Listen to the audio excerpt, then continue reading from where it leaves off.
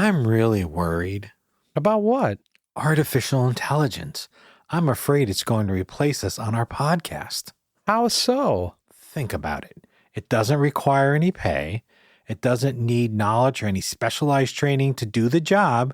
It can say in 30 flowery sentences what can be said in 5. Oh, relax. Why would you need a replacement? You just described us. Error. Cannot replicate foreign film fan functioning.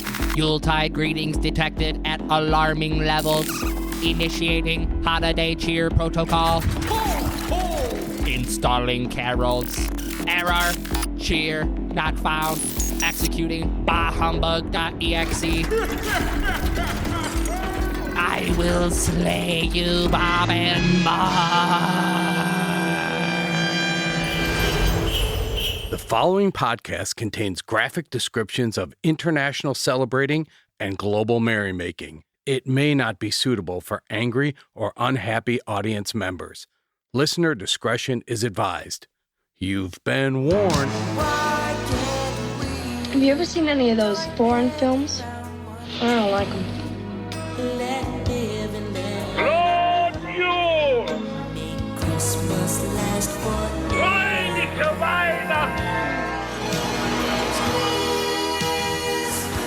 Some are born great, others achieve greatness, and some watch Christmas movies.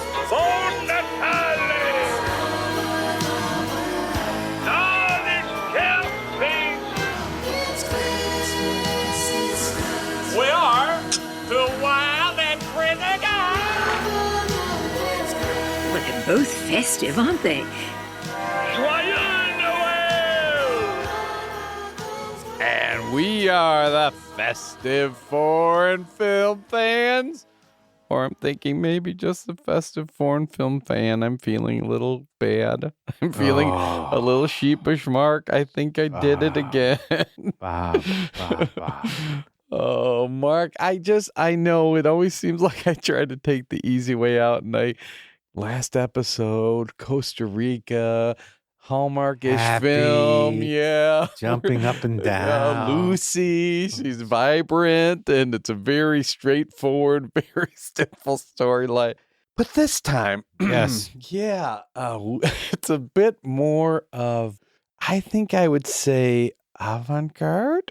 I mean, Maybe. is avant-garde the term to use? I don't know, because I don't even really know what it means. I was trying to think of a way to describe our film tonight. It's a bit cutting edge. There's another. I'm pulling out every cliche I can think of. It doesn't have, say, your normal narrative or traditional conventional movie stylings. It may have a bit of experimental tendency. Mark, I don't know how to describe this. It all just leaves me a bit confused. And when I try to look up, I'm like, well, I think it's an avant-garde film. And I look it up and it says things like advance the form, push the boundaries, be ahead of its time.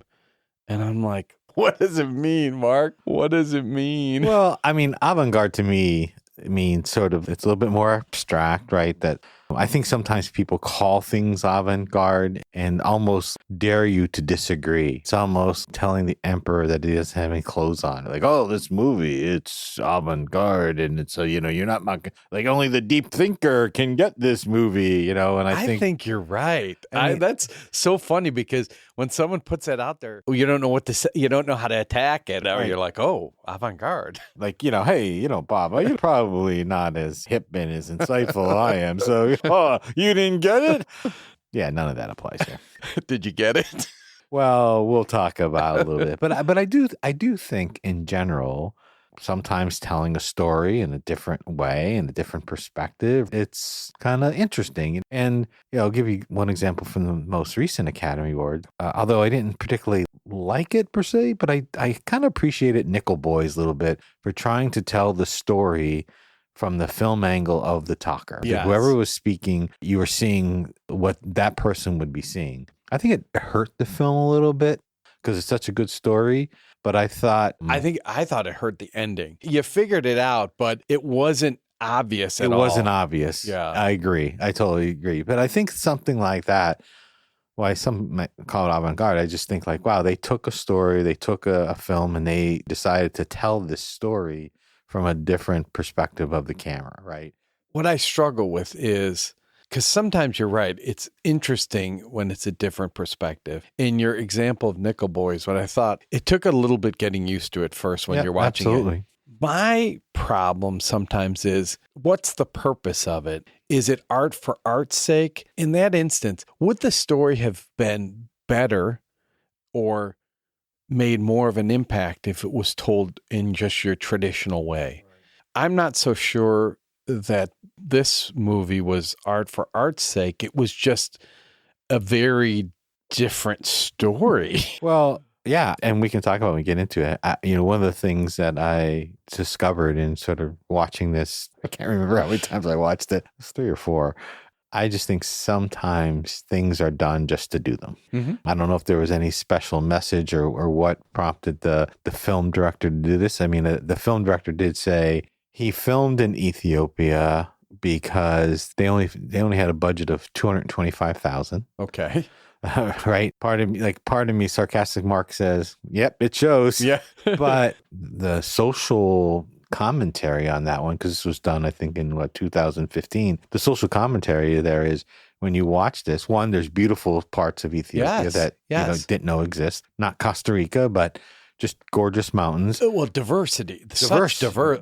At the beginning, some of it, you actually really thought it was another planet. You really got that sense. And then like some of the scenes where they're in an old amusement park, the old bowling alley, the old train stations run down, were all left over from war and neglect. Yeah, which is, now hearing that and thinking about it, did seem like there had been an apocalypse. It really did. And to think that exists that way normal. Yeah. It's so sad. I think there's a political commentary there too with him making the film too. It was like, here's this beautiful country, sort of the diversity of some beautiful countries and mountains, as well as just things that have been left alone. And so anyway, we can talk about it more, but I don't know if I don't know if I'd call this movie avant-garde. I think it's really a science fiction movie at its core.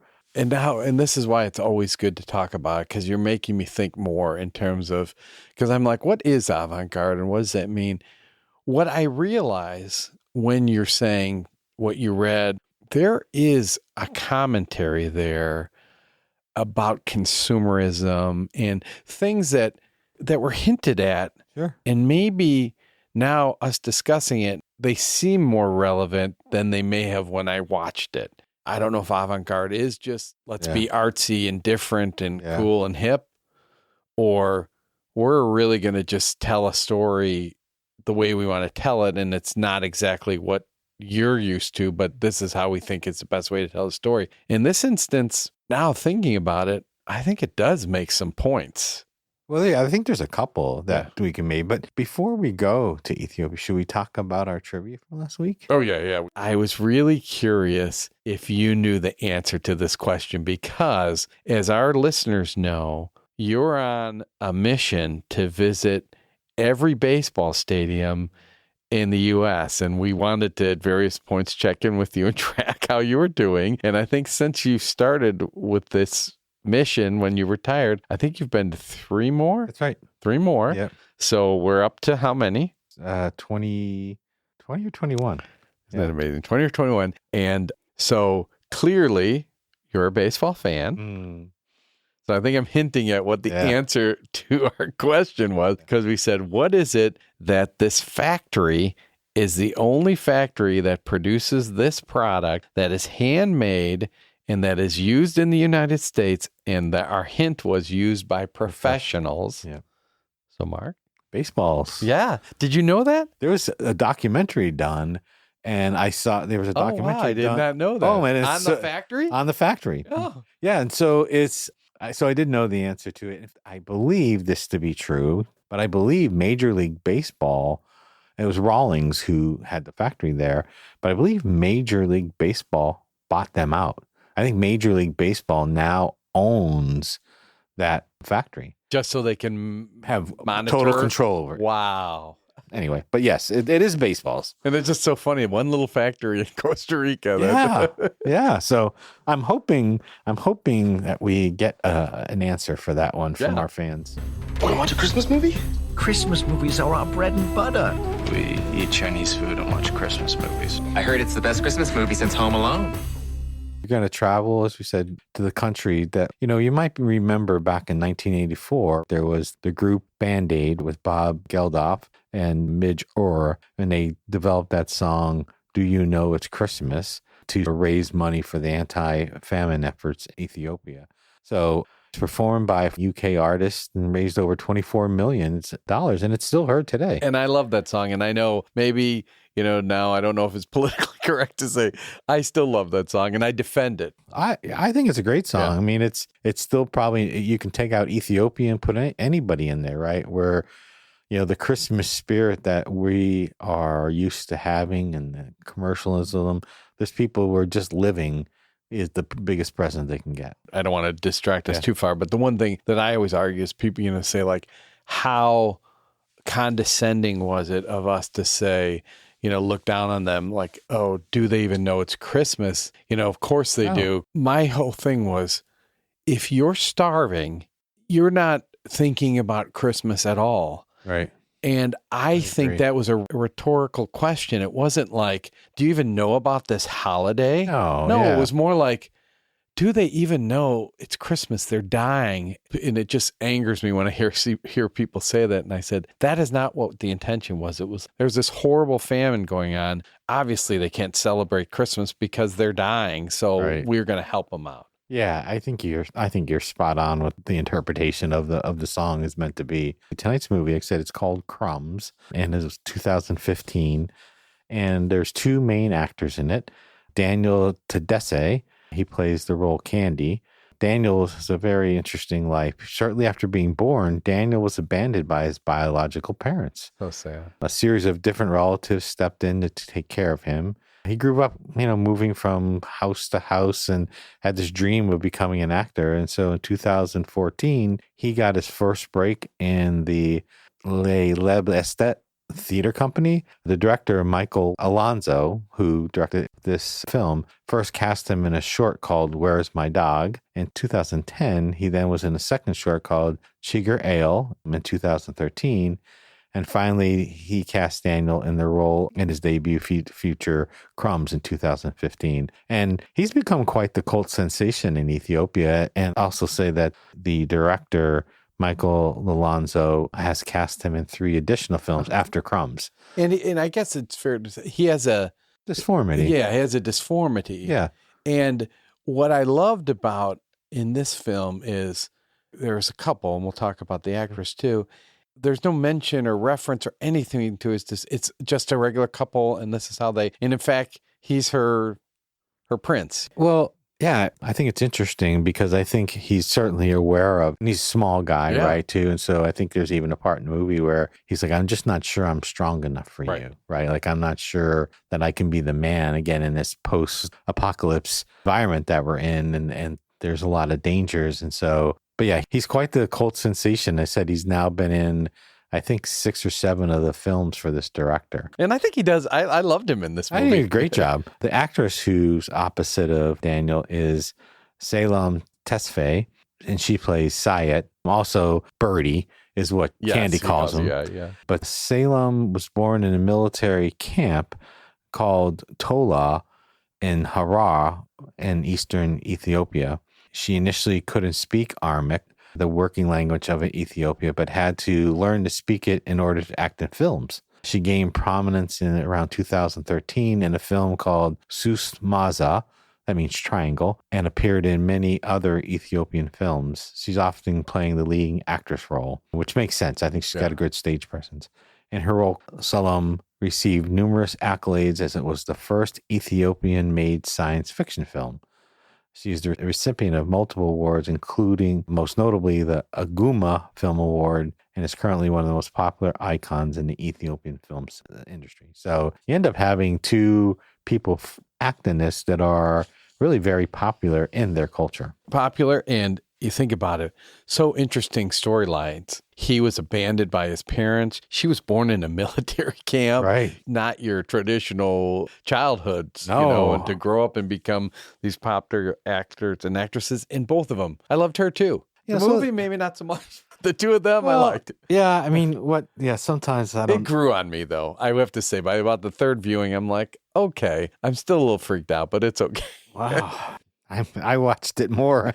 Still hasn't grown on. No, I mean, let's talk about it a little bit. Good luck. Yeah, I mean, I could tell you from a different, maybe different way normally, but I'd say, right, it's a post-apocalypse setting, right? So people who've seen those films before, there's clearly been some major battle that has destroyed the world. There's Candy and Birdie are living together. It is definitely a science fiction flair. I'm going to tell you a little bit about what the director said in his interview. You mentioned it before, Bob, but he did say part of his film message was sort of this commercialism, this collecting, right? The name Crumbs really comes from sort of the gathering of all the things that they each had. So I never put that together. so they're picking up all these pieces along the way that we'll talk about, like Michael Jackson vinyls and plastic swords and Ninja Turtle and Amulet. But he wanted to sort of talk a little bit about what would a post, major event war look like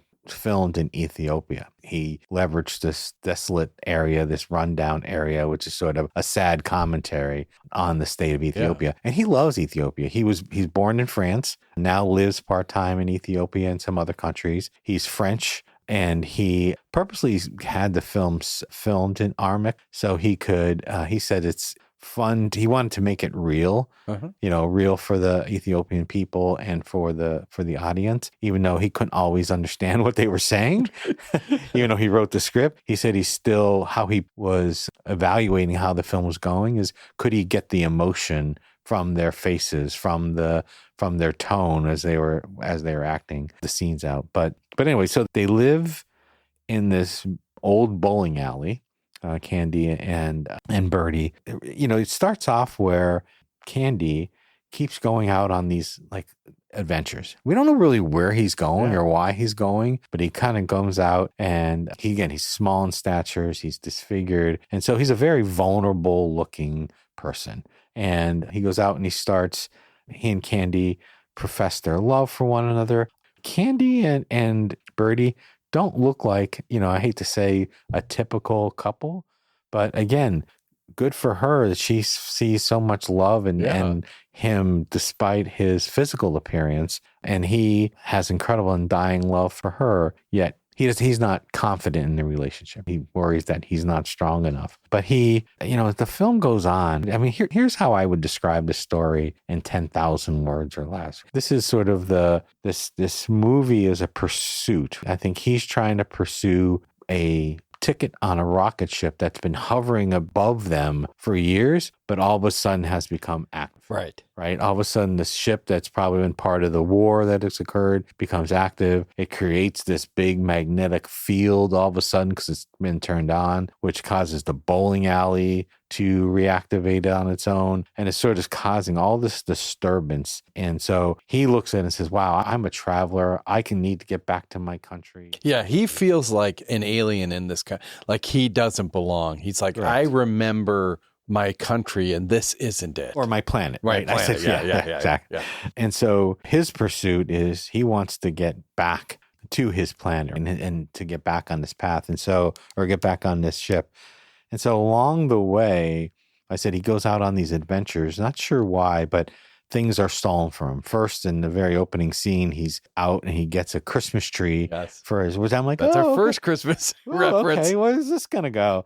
And so he grabs it and he runs, but then in the process, the guy who's dressed as a Nazi, which with a gas mask on, steals his amulet, and he takes this amulet to this pawnbroker, and he gives it to him, and of course they barter over price, and the Nazi wants more than he's willing to give. But it's clear that this pawnbroker is going to become sort of a narrator in the film. So he talks about it, and every time and something is brought to him, it kind of floats in space. Yes. And you're like, oh, this is an amulet from the 3rd century, and it's very popular. And it depicts, and it was Raphael, by the way. It was Raphael, the Ninja Turtle. You know, depicts sort of these Teenage Mutant Turtles and blah, blah, blah. And it's sort of like, you know, you're left to think, okay, 3rd century, that's like now, but then like how far in the future is, you don't really know. Right. But this pawnbroker sort of becomes a commentator on the crumbs that are being picked up, right? Yeah, and there are 2 things about it that I love in those scenes. One is everybody comes in and wants some huge amount of money, like 146,000 krolls, and he offers them 2,000. There's this huge disparity in what they want and what they get. And the other thing is every time he's describing whatever it is, and it's a plastic sword, it's the Ninja Turtle, it's a Michael Jackson album, this was popular with the Maladon warriors. Right. Yes. Everything was used by a Maladon warrior. Yeah. But then you think about, was it really though? Because like you said, he comes back on one adventure. He's going to go out back. He's going to go and visit the witch, right? So all these things are going on, right? And around their house, the bowling alley coming on, the spaceship. And so he's like, I'm going to go and talk to the witch. Right. Right. And he's like, it's going to be a long journey and stuff. And Birdie gives him this plastic sword, still in a container. And he goes, this will protect you. And again, audience, think about just a plastic sword you'd give to your kid. There's little buttons on it that would make noise. And so he's walking through this field, and this different guy comes riding a horse with some kind of face mask on. And he takes it out and he's trying to unwrap it off from the package. And he just holds it up and he's shaking it and he's pressing it. And the guy just comes and he snatches it away from him. The hell? What does that mean, right? I mean, so then he goes back into the pawnbroker, the guy who stole it, and talks about the sword. But he talks about it's popular, but it's like that's the part where this movie is sort of weird. People are gathering these things. He has these false protection things. He believes this is going to protect him, but you're watching it, it's not going to protect you. I know. But they believe it. And so the movie goes on. He goes to the witch and he's trying to understand like what's going on, and is the spaceship being activated again? And this is where it's interesting too, where I think there's sort of this conflict of, so it's supposed to be this post-apocalypse type area. There's rocket ships hovering up in the air. There must be a higher level of technology that's available. But he goes to a witch to help figure out. You're believing in these folklore things from a witch, and yet there's enough technology where there's been this huge battle and there's space travel. And so the witch tells him that she's not sure what's happening, and he wants to pay her he says, I want to pay you for your knowledge, and gives her a Michael Jackson album. But she says, your answer is in the city. He's like, well, where do I get to the city? He's like, follow the train track. And so while he's on his journey then to the city, the girl, because when the bowling alley has come alive, where the ball return is, she can hear voices. And finally, she starts singing back, and it's sort of like a portal between her and Santa Claus. Yes. Santa Claus is in this we don't know where place. Daniel's gonna go find him, but like he's like, oh, little girl, be good, Santa will give you everything you need. But let me just sort of break this down for you, Bob. For anyone that was wondering why this is a Christmas movie, now you got it. Well, there's sort of this, because Daniel does go on his journey, yes. Right? He finds his path back to where he's kind of hiding, and he's talking to him, and there's sort of this angry thing back and forth where Daniel's like, I know what I want, Santa. He's, no, you must write a list and you must send it in the mail, then my assistant will get it. And Daniel's, well, I'm here, like, why don't you just let me tell you? No, that's not the process, right? And I thought, well, is it interesting that Santa is maybe angry at Daniel because Daniel knows what he wants, which is a ticket to the spaceship, and all Santa wants to do is give him these extra toys. And so they have a physical confrontation. So I was like, is that a battle between the commercial? I was trying to like really think deeply. Yeah. But I think it's interesting. I mean, I do think there is a lot of symbolism in the movie. This is by far not the worst movie I've ever seen, just to say it, right? I mean, it's a little bit different. It's a little bit, wrap your head around it. And I would challenge people to watch it and see what you pull from it. Like they have an altar made at their house at the bowling alley where they live. And that altar consists of 2 bottles of Coke, 2 bowling pins, and a picture of Michael Jordan. I love that. They pray to Michael Jordan. Yeah. And I'm thinking like, what? I mean, hey, there was greatness there. MJ. And it's the one where he has his tongue sticking out. And I was like, I didn't expect to say. So I think there's some symbolism there of like, okay, they are identifying with someone who was great, who is maybe a god to them, or there was legend told about him. So that's what they pray to. But again, at the end of the film, when things don't work out, Birdie smashes poor Michael Jordan's picture over a post. So when he finds Santa, they have this confrontation. He's asking about going on the ship. Santa denies knowing anything. The witch goes to the pawnbroker and says, hey, is the spaceship going? Is it active? He plays dumb. He's like, I don't know what's going on. But then Candy, after sort of getting his butt kicked by Santa, when he goes and confronts Santa and Santa's getting violent, he takes off his shirt. She goes, you want to mess with this? You want to mess with this? My words. Yeah. You want to mess with this? And he has a Superman cape on, shirt. And I'm like, oh my God. Like, this is, again, I don't know if that's symbolizing like the belief in films or rough, but after he gets his butt kicked by Santa, because Santa hits him upside the head with a bicycle, he takes his shirt off and he throws it into the water, and he kind of makes his way back as the film ends. He makes his way back to Birdie, confesses his love, brings a little thing he picked up along the way. I don't know if that's supposed to symbolize baby Jesus or not at the time. Because it kind of looks like baby Jesus. A little bit. Yeah. The only reason why, because it kind of is in like a manger or something. Type thing. Yeah. That's what I went to. Yeah. And he believes that Candy is going to be pregnant with their child, and that child's going to be the king of the stars. Didn't see them have any sex. Don't know if they actually, they're not married, but that's what he believes, right? That's his sort of vision for the future. Because after the incident with Santa, and he sort of comes out, when he gets outside, the spaceship is gone. And Birdie sees the spaceship gone. That's where she's kind of mad at Michael Jordan for not getting her seat on the spaceship either.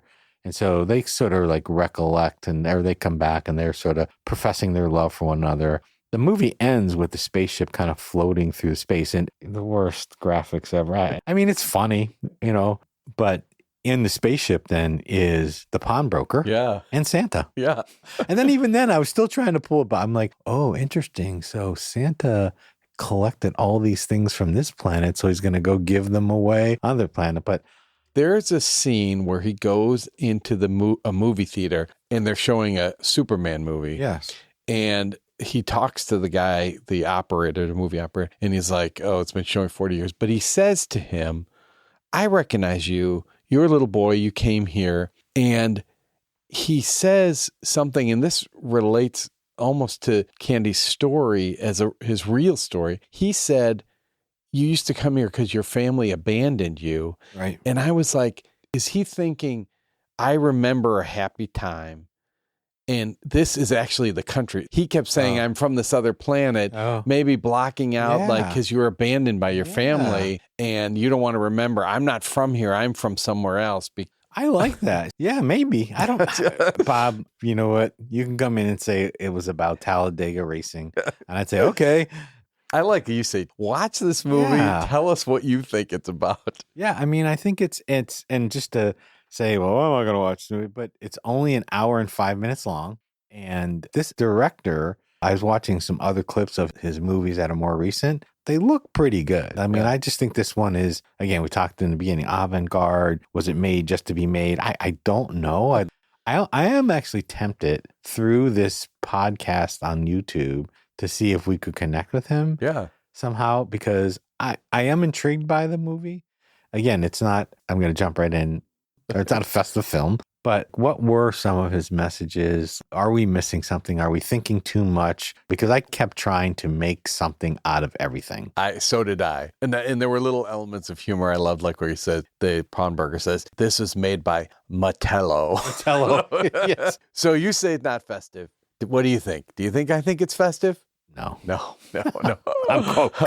It is so funny because, and some countries it's going to be really hard to find Christmas movies. And so Ethiopia, I was like so excited, and it starts out and he picks up a Christmas tree and I go, oh, this is going to be good. And then it ends and I'm like, well, Santa's in it. Yeah. Yeah. It is not festive at all. You can watch this any time of the year. Yeah, I was hoping too, Bob, that there would be some connection to like when the bowling alley comes and it's the ball return is sort of the portal to a different place and Santa's at the end. I'm like, oh, okay, that's what's going to happen here, right? Like I thought, well, could Santa somehow be the vehicle that they do get to escape their misery? That's what or I was something? hoping too. Yeah. Would you watch it again? Oh, I should say, how did you feel? How did you feel? Yeah. I felt confused. The first thing I felt when it ended, to be honest, was this is Mark's movie. I'm going to give this to Mark and go, Mark, you got to explain this to me because I don't know what I thought. It was more like academic, like what was that? What was the intention of that? And that's where I got in the whole discussion in my head of it's supposed to be different. It's not your typical movie, but why is it different? What am I supposed to get from this story? So it made me think a lot. Yeah. Would you watch it again in the future? I don't think so. I really don't think so. I got my fill, like saw it a couple times. The only way, because I'm going to answer this fourth question too. I would recommend it to someone. I would say, watch it and let's have a dialogue. Tell me if I'm missing something. Would I watch it? You know what? I'd watch it again if that director listened to us on YouTube and then you wanted to engage in a conversation. I'd go back and watch it again. That would be the only reason. To talk about it with someone, I might. If one of our listeners said, what about this whole scene when this happened? And I'm like, really? I'm here to learn. But otherwise, no. Crumbs was Crumbs. Would you recommend it to someone? No, I don't think so. Hey, you want to hear how to say Merry Christmas in Amrik? I do want to because this is Ethiopia. This is a really exotic place. Do they say Merry Christmas? They do. It's Melcom Ghana. Melcom Ghana. Melcom Ghana. In fact, they oftentimes just refer to it as Ghana. Like, hey, we're celebrating Ghana, but Melcom Ghana means Merry Christmas in Aramaic, Ethiopia's national language. Christmas in Ethiopia is a significant religious and cultural event, right? So it's less commercials and more religious. In Ethiopia, Christmas is called Ghana, and it means a day of glory. Oh, I like that. Yeah, I do too. Yeah, Ethiopia follows the Julian calendar, celebrating Christmas on January 7th. But Ethiopia still uses the ancient calendar based on the Ethiopian Orthodox Church's calendar, or the EOTC calendar. According to the EOTC, Christ's birth was 7 years later, making 2025 in Ethiopia 2017. We better tell them there's a pandemic coming. Right. The Ethiopian and Julian calendars both uses the birth date of Christ as a starting point for their calculations. The difference is in their calculations used in determining the date. That's so the two calendars, the date they use is different. The OTC believes that Jesus was born in 7 BC, 5,500 years after God's promise to Adam and Eve. So according to the Ethiopian calendar, Christmas falls on the 29th day of the month called Tahasus, to remember the act of the three kings who made the long search of finding the birthplace of Jesus and bringing him gifts of gold, frankincense, and myrrh. Tahasus means searching. You know what? I just love this because it's all so different. Yeah. It's like we got 7 years difference. We're on this ancient, not only Julian, but it's the really, really different old Julian. And we have this month called Tahasus. This is awesome. It's the Ethiopian Orthodox Church calendar, Bob. I wonder if I can get one of them on Amazon. Well, Mark, now you can answer this question for me. Do they know it's Christmas in Ethiopia? They do. It's on January 7th. So let's talk about some of the traditions. Yeah, see, they do know. They do know. During Christmas, fasting plays a significant role. Ooh, I don't like that. I don't like that. That's ridiculous. We like the food. We're never going to adopt that. But it's known as Tisom Nebiat, or the Fast of the Prophets. The fasting period is supposed to be a time of spiritual cleansing. Well, there's something to say about that. Reflection to purify the body and soul in anticipation of the birth of Christ. So you're trying to get spiritually and physically ready for the birth of Christ. I'm just thinking of all the polluting I do at Christmas time. It also serves as a reminder of the simplicity and humility of Christ's birth, as followers are supposed to abstain from consuming any animal products or alcohol. So no meat, fish, milk, eggs, or butter. Oh, my goodness. Tison Naviat lasts for 43 days, starting on November 25th, ending on January 7th, which is Christmas Day. And by showing this self-control over indulgences, is supposed to strengthen the faith and prepare you to celebrate Christmas. All good intentions. All good stuff. Glad they do that. That's incredible. I'm not doing it, but really nice. On Christmas Day, Ethiopians wear a traditional white cotton garment known as a natala.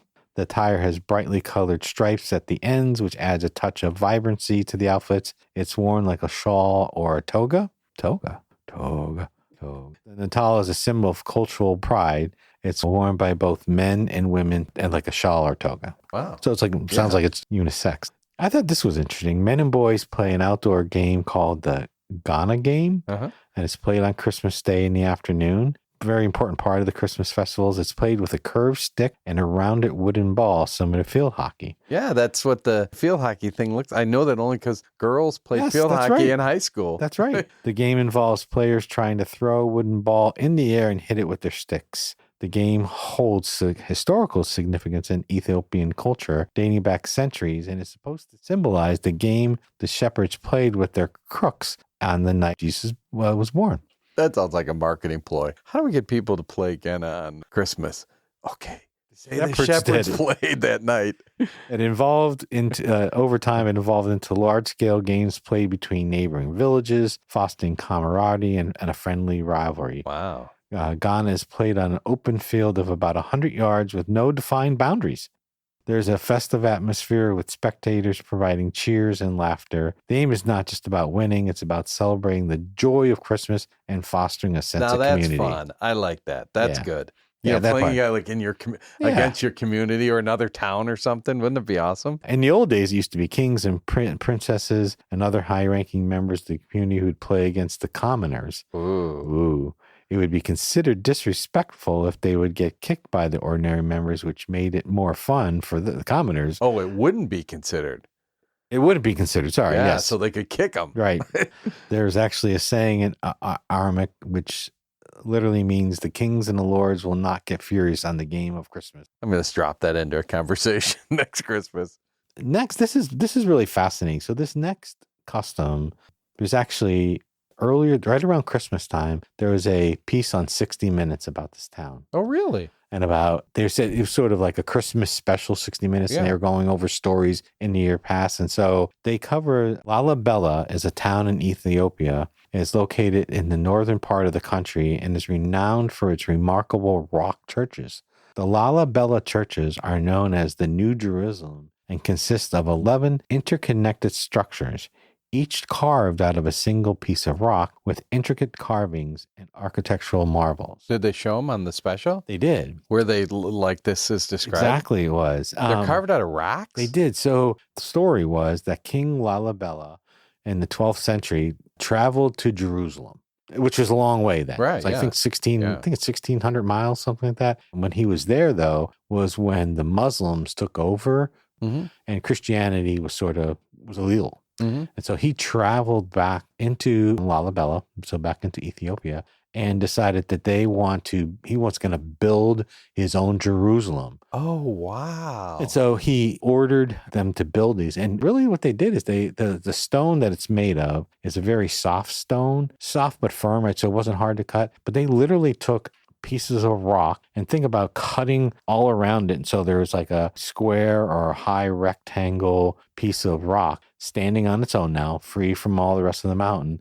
And then they started carving the insides of it. So there's no beams, there's no pillars or anything. It's literally a building, a church. Sounds amazing. It is amazing. And what they believe, or King Lalibela said, was that angels came and helped him build that at night, or the workers said that. Oh. Because they said, allegedly, things would get done overnight and they weren't sure why. And so what 60 Minutes was covering about was these buildings, these structures in Lalibela are starting to crumble. And so it's like the place to be for Christmas in Ethiopia. I think they say that about 300,000 people make the trek there. And are they all dressing in white? All in white. Oh my gosh. Yeah. And Wow. and still, even today, right, in modern time, it's still the religious Mecca or journey for them to make. One last one, of course, our favorite things about food. In the days before Ghana, you'll see people carrying live chickens on the streets or on minibuses, and sheep are everywhere, especially around condominiums and apartment buildings in the yards of people's homes. There are people pushing, pulling, dragging, carrying sheep on their shoulders, getting them into trucks and the taxis. There's also a tradition where they get a sheep slaughtered in your backyard and it gets cooked right there. Oh, my goodness. That's hilarious. Yeah, it's probably good. But on Ghana, the Ethiopians break the fast with a feast that includes dishes containing chicken, beef, and lamb. Probably slaughtered in the backyard. People enjoy eating meat on Christmas to break the 45 days. The centerpiece, though, is a dish called dorowat. Doro is a thick and spicy stew made with chicken and whole boiled eggs, simmered in a flavorful blend of spices. You could not believe, I saw a video of them making dorowat and the amount of onions they put in first. Like, I love onions, but I was looking at it like, oh, this is crazy. But it looks very good. So think about a really thick stew. The wat is eaten on a plate of injera, and pieces of injera are used to as an edible spoon to scoop up the wat. Ethiopian wines made from fermented honey without grapes, and that's also served. So no grapes. They also drink tella. It's a homemade type of beer with a strong alcoholic drink called erke, made with local plants and herbs. And of course, the Ethiopian coffee is also a part of the Christmas celebration, which Ethiopian coffee is super strong. I'm just thinking of that dorowat. So an egg, bunch of onions, and the spicy berber or whatever in there. Wow. Yeah. Well, the injera is like a flatbread that they scoop it up with. Yeah. Wow. So making me hungry. Yeah. They even have music in Ethiopia. This calls for some Christmas music. Yes, this Christmas music. What kind of Christmas music is that? The least you could do is play some Christmas music. And now back to Christmas music. They have to. You dress in white and you go dance at the Rock Jerusalem. Jerusalem rocks. New Jerusalem rocks. I like that. That's it. They need you in marketing. Yeah, I know. Let's listen.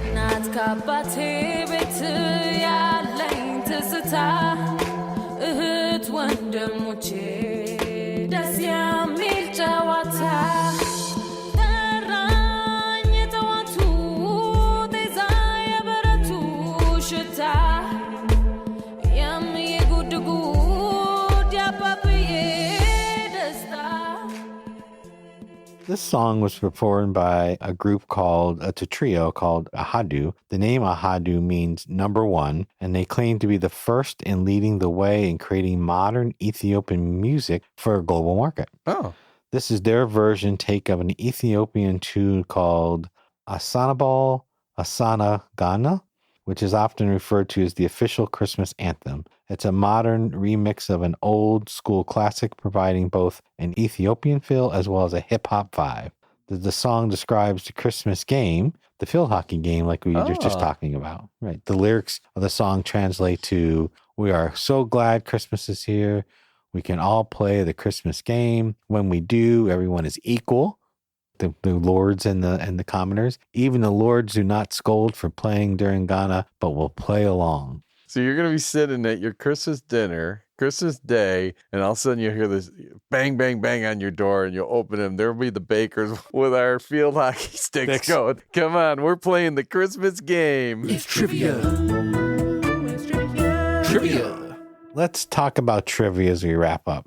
Unfortunately, we in the United States often identify Ethiopia with famine and suffering, right? We remember the images we saw during the Band-Aid crusade and perceive Ethiopia as a poor and starving country. What we don't appreciate is the rich history of the area.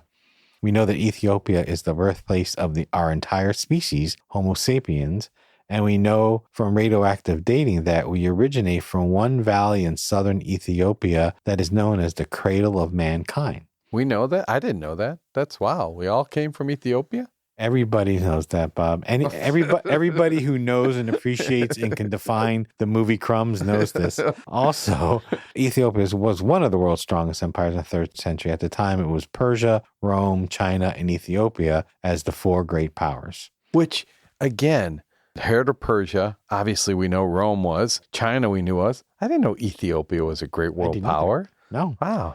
And Ethiopia was also one of the first countries to convert to Christianity, even before the Roman Empire. Take that. They know it's Christmas. That's right. That's right. Going back to the beginning here. So there's quite a bit of colorful trivia to pick from. We thought about the fact that Ethiopia is one of the only countries in Africa not to have been colonialized, nor to have a European or Arabic national language. Wow. So we considered asking about the Ethiopian runner who ran the 1960 Olympic marathon in Rome barefoot, finished first, and set a new world record. Wow. Those Ethiopians. Yeah. We know they're fast. We could inquire about that happened in Ethiopia during 1990, where lions killed 35 hyenas, and hyenas managed to kill 6 lions, with the lions eventually taking over this territory. So there was like a lion-hyena war. There was. Who knew? But finally, we thought to question about Kaldi, the 9th century Ethiopian who discovered coffee when he notices goats dancing after eating the beans from a coffee plant. That's how they discovered coffee. Instead, we wanted to know what is claimed to be located in Ethiopia and watched over by a monk known as the Guardian for his entire life, praying before it and offering incense. But don't tell Indiana Jones. So what's in Ethiopia? Protected by a monk called the Guardian. The Guardian.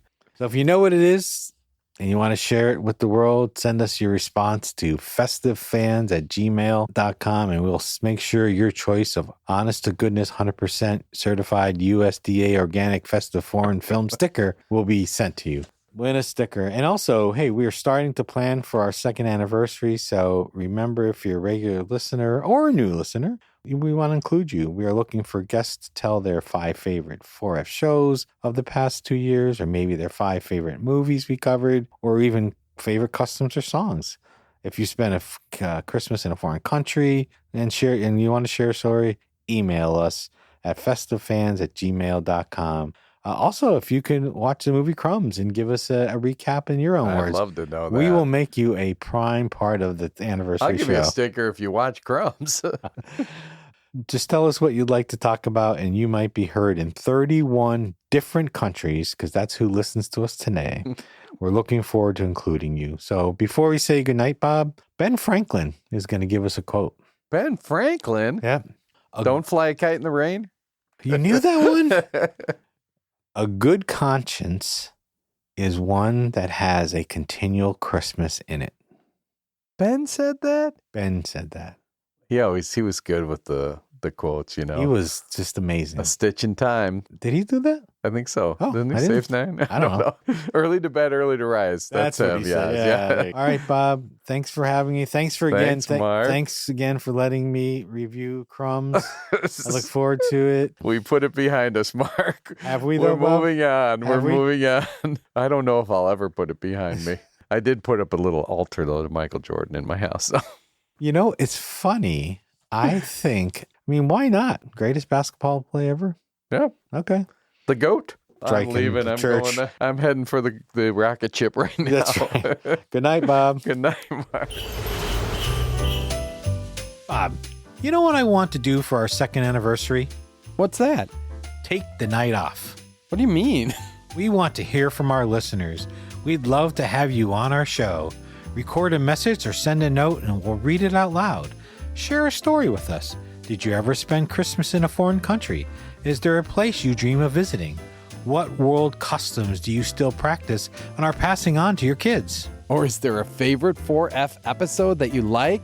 Or maybe a favorite intro bit? Have you watched one of our movies or added one of our foreign Christmas songs to your holiday song rotation? We love top 5 lists. Tell us your top 5 Christmas baddies, top 5 countries we haven't covered, or your top favorite Christmas foods, because we love food on this show. Did you like our live show? Should we do more? What should we do differently? Whatever you want to comment on, you send it to festivefans@gmail.com.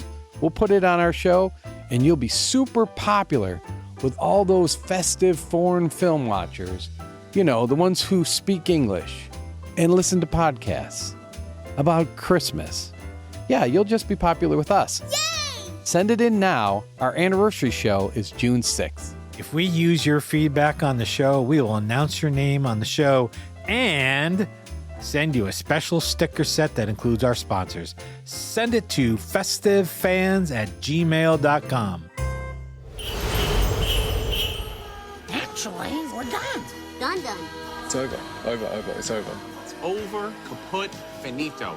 It's over. It's over. It's over. This has been a Waysound Studio production.